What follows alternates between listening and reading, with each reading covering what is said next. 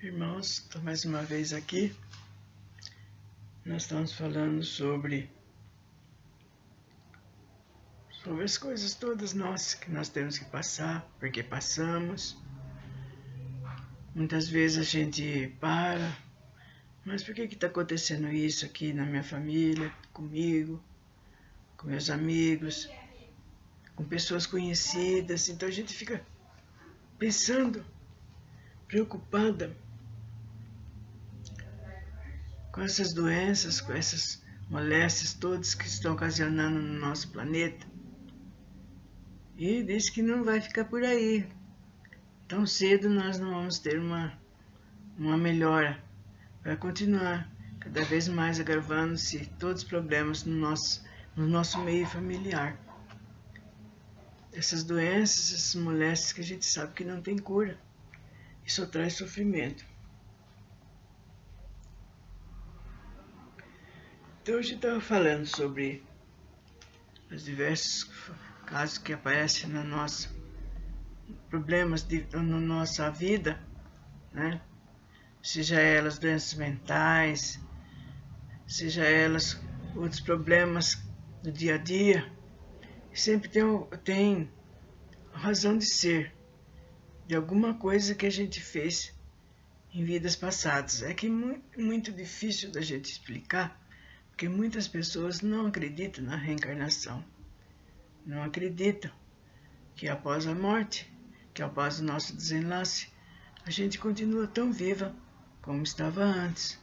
Então é difícil para a gente explicar para as pessoas, né, o que acontece e por que acontece realmente. Então, aqui nós vamos falar aqui no caso, por exemplo, do suicídio.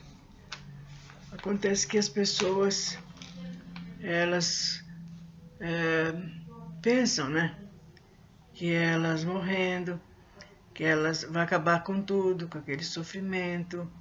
E qual não é o susto que ela leva ao passar por lado de lá e ela vê ela tão viva como estava, do mesmo jeito que ela estava anteriormente. Então ela começa a se desesperar e começa a sofrer tudo aquilo que ela passou, seja qual tipo de suicídio que ela usou, né? Um afogamento, se intoxicou com gás, ou se enforcou, ou se jogou de um prédio. Seja lá qual for o tipo de suicídio, ela terá sem parada, sempre aquilo na sua frente, sempre aquele estado de horror, de aflição, de desespero, até o dia em que ela realmente deveria morrer. Vamos supor que a pessoa tinha 30 anos e ela cometeu esse ato, se estava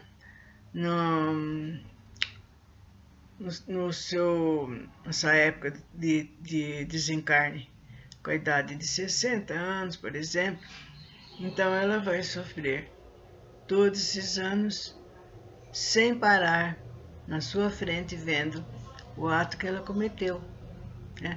Se ela deu um tiro nela mesma, se ela se enforcou, se ela deu uma facada. E isso, esse sofrimento, como se fosse eterno, como se fosse para sempre. E aí ela vai ver que não devia ter feito isso, ela se arrepende, né? Ela começa a se punir a si mesma. E há casos, gente, que a pessoa às vezes não suicida só uma vez só. Às vezes vem uma, duas, até mais vezes.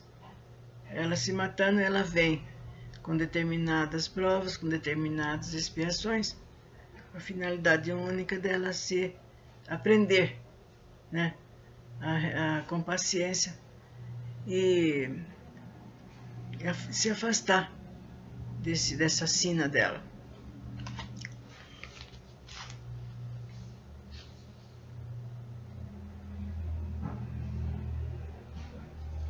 Então, no caso do suicídio, é de sofrer ininterruptamente, na tela mental do seu perispírito a ideoplastia da última cena suicida durante anos que faltariam para ela viver. Desejo bem. Que coisa pior, ficar eternamente chorando, gemendo, gritando e ninguém poder fazer nada por ela, ninguém poder, mesmo que as pessoas, seus parentes, amigos rezem, não vai atingi-la, não vai chegar até ela, de tão desnorteada, de tão desesperada que ela se encontra. E elas, quando a pessoa se suicida, elas vão diretamente para o Vale dos Suicidas, onde ali ela fica sofrendo ininterruptamente aquele ato insano, né?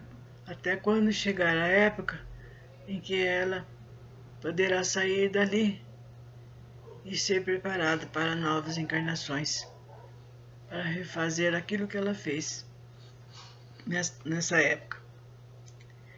Então, para completar a existência terrena, indubitavelmente, o criador principal dos suicidas é a própria Terra, onde eles devem buscar a solução da sua anomalia e reajustar o perispírito que alteraram no cumprimento da maior dentre as leis cósmicas, a criação e a vida.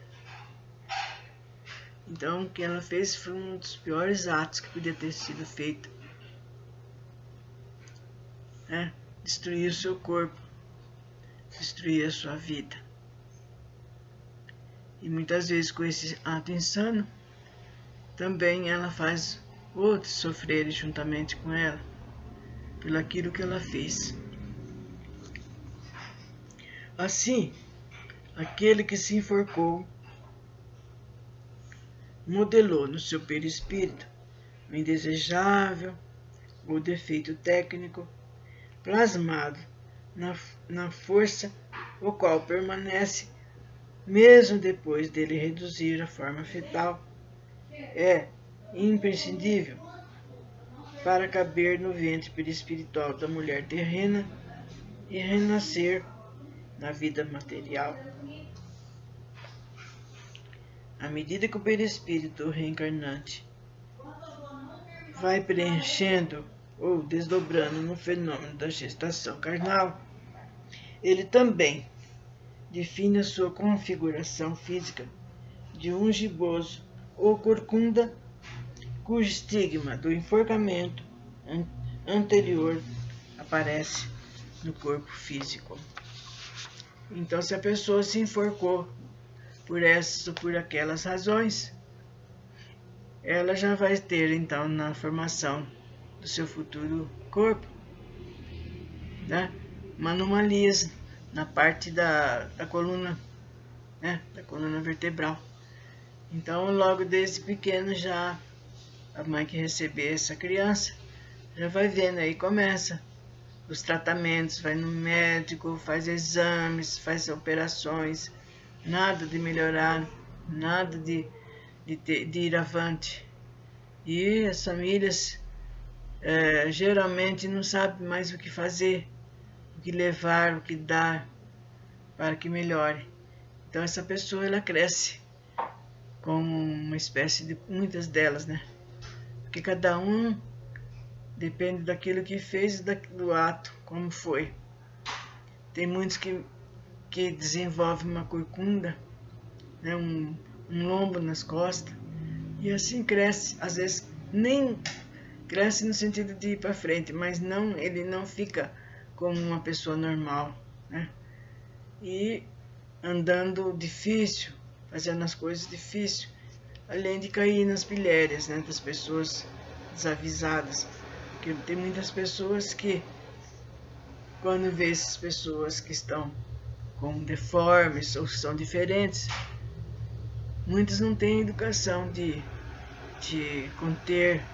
conter-se, né? E fazem graça, põem apelido, e com isso faz com que aquele ser sofra com essas consequências que ele mesmo produziu, que ele mesmo fez com que fizesse. E E assim ele deverá voltar em próximas encarnações, procurando tirar proveito daquilo que ele fizer em cada uma para que ele saia desse problema, né? Que é o suicídio.